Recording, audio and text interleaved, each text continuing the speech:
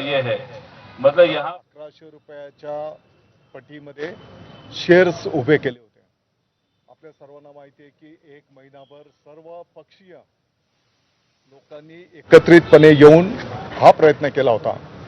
दुर्दैवाने काही लोकांनी त्या काळी पण अफवा पसरवल्या आणि मोठं भाग भांडवल आपलं उभं राहू शकलं नाही. जी काही 1,60,70,00,000 रुपये रक्कम जमा झाली होती, ती रक्कम नंतरच्या काळामध्ये आर्मस्ट्रॉंग कंपनीने जो कारखाना घेतला त्या कंपनीला RTGSच्या माध्यमातून आपण ती ट्रान्सफर केलेली आहे. हे सर्व गोष्टी रेकॉर्डवर आहेत. आणि मग असं असताना जो काही आरोप आपल्या मालेगाववर केला गेला आणि त्याच्यामुळे मालेगावच्या शेतकऱ्यांचा अवमान झाला, या भावनेतून आम्ही सर्व पदाधिकाऱ्यांनी एकत्रितपणे चर्चा करून मग एकतर हे शब्द मागे घ्यावेत अशा प्रकारची भावना आम्ही माननीय राऊत साहेबांकडे व्यक्त केलेली, तसं त्यांना नोटीस दिली होती आणि तसं भूमिका त्यांनी न घेतल्याच्यामुळे मग या ठिकाणी खटला दाखल केलेला होता. नंतरच्या काळामध्ये राऊत साहेबांनी याचं सगळं पडताळणी केल्याच्या नंतर त्यांना हे आढळून आलंय की आपण केलेला जो काही आरोप आहे तो चुकीचा आहे, निराखस खोटा आहे. ज्यांनी त्यांना माहिती दिलेली होती, मला अपेक्षित होतं की त्यांनी नाव सुद्धा घ्यायला पाहिजे होतं. हो, मी सांगतो ना, मी सकाळी नाव घेतलेलं आहे. तर अद्वै हिरे यांनी ही माहिती दिली होती हे सत्य आहे. सकाळी मी या विषयावर बोललेलो आहे. तर त्या खोट्या माहितीच्या आधारावर त्यांनी ते आरोप केलेले होते आणि मग त्यांनी आत्ताच्या घडीला मालेगावच्या शेतकऱ्यांची, नागरिकांची, सभासदांची दिलगिरी माफी मागितलेली आहे आणि म्हणून त्यांच्या तब्येतीचाही विषय आहे. या सर्व गोष्टींचा विचार करून आज हा खटला मागे घेण्यात आलेला आहे. आज जो तुम्ही दोघं एकत्र दिसले, मैत्रीचे संबंध दिसले, पुढे हे कायम राहतील? आमचे राहतील.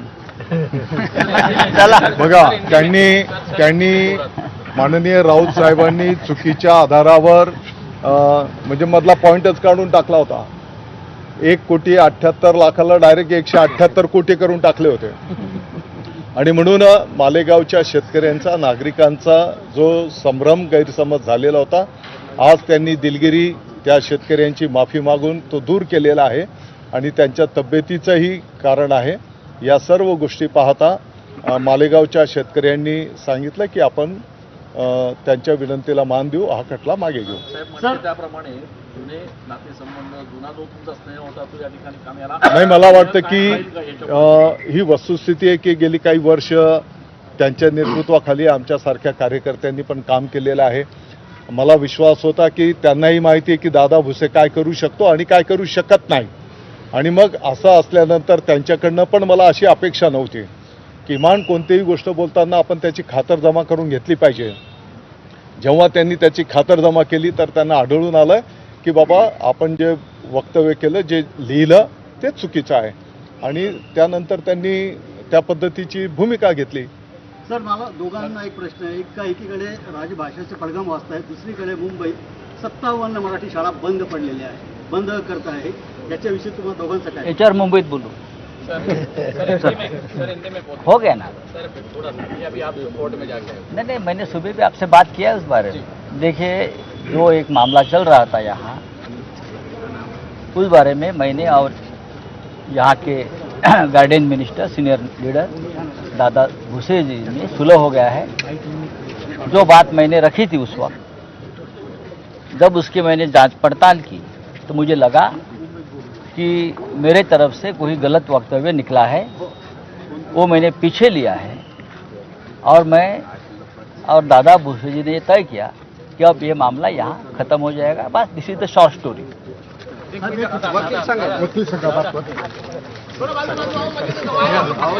वकील संघामार्फत 50 या